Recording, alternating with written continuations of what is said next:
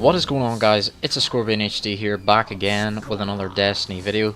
This time focused mainly around the highly anticipated expansion for Destiny, just on the horizon now. The Taken King, of course, it comes out in just over a month's time, and I can tell you that today Game Informer revealed the Taken King as their September front cover, and of course with that they revealed that they've had a pretty in-depth interview actually with Bungie and the guys that are working on Destiny, and they got to pry, I guess, a few details of what the Taken King has in store for us, and some of the changes that are going to be coming with the Taken King to Destiny as a whole.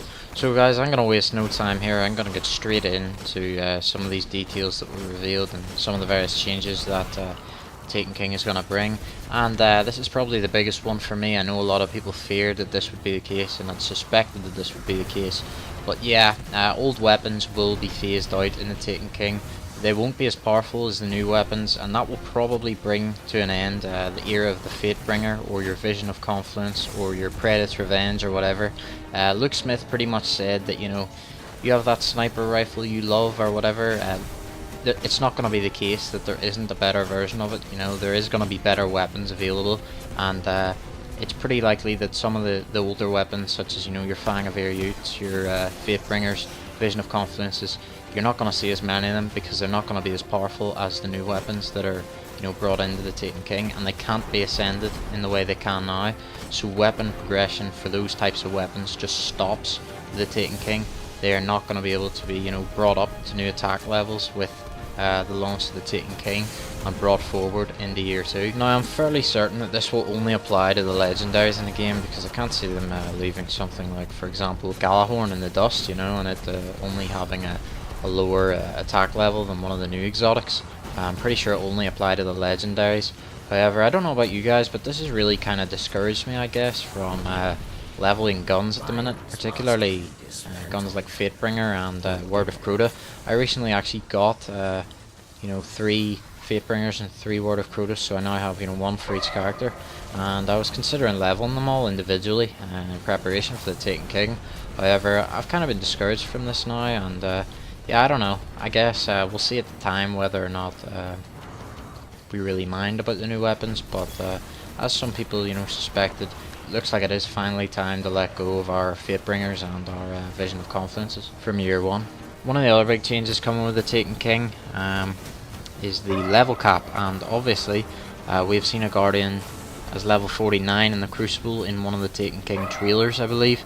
However, the new level cap has been confirmed as level 40, and light levels are seemingly being removed. Judging by the interview, of course, this isn't, you know, final, don't take this as final context. However, a lot of people are saying this. Light level has apparently been removed, and judging by the interview, your armor will no longer affect your character's level. However, it will still be important in other areas that are, you know, yet to be discussed. This is a pretty interesting change, and obviously means that, you know, armor's still going to be important. You're not going to see people with max level, well, you might see people run about as max level with white armor on, but it's not going to be advised, and you're going to be losing out somewhere. I don't know whether that's going to be with the typical strength and intellect stuff, you know, that's currently in the game, or if we're going to have a bit more depth in that area. We'll have to wait and see closer to the release of the Taken King. Another pretty massive change coming with the Taken King, and particularly big one for me, because I don't actually mind Peter Dinklage's voice acting.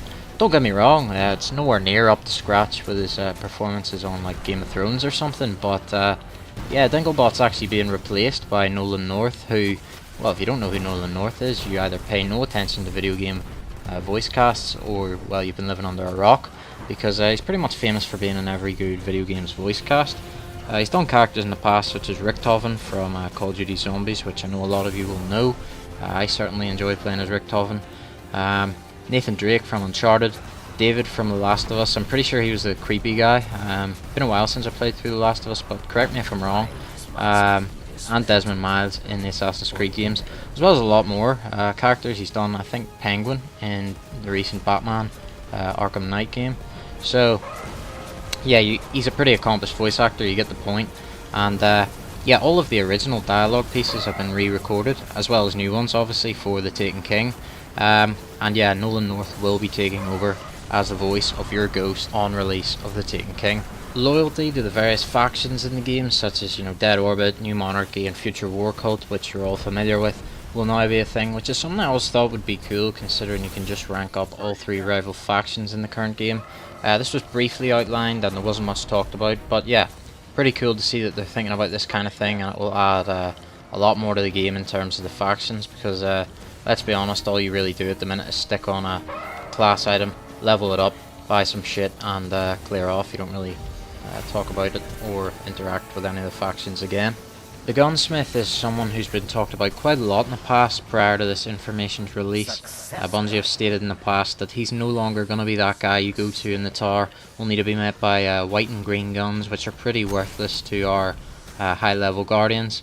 And yeah, the Gunsmith is going to have his own ranking system, and he'll possibly have a bigger purpose in the game, hopefully in selling us some of the new weapons from the various weapon foundries, such as Suros, Omelon and Hake in the Taken King. An emblem and shader kiosk was also briefly outlined and will be introduced in the Taken King, primarily to save vault space. A change I welcome, because it does sometimes get annoying that shaders and emblems can clog up your vault. Any change really that decluster fucks Destiny's vault system is one that I greatly approve of, and I'd really like to see the vault space increased obviously. However, Bungie have said in the past that restrictions based upon them by the old generation consoles have prevented that from happening, but it's nice to see that they're still thinking about it and thinking about ways obviously that they can go around it and I guess declutter our vaults. The last major piece of information that was released within this interview is of course emotes. A lot of people theorized in the past that emotes in Destiny will be equipable. This has been confirmed to be true. People theorized that due to the fact that you can get exclusive emotes for pre-ordering one of the more expensive editions of the Taken King. But yeah, emotes will now be equipable. Must say that I don't really want to part with my usual wave, point, sit and dance combo. However, the more features added in the Taken King the better, I guess. But yeah guys, that does it for this video. I will link the Game Informer article in the description. I hope you enjoyed and I hope you got some worthwhile information from the video. If you did, please smack that like button, I would really appreciate it. Subscribe if you would like to see more Destiny content, as well as various other games. And yeah, cheers.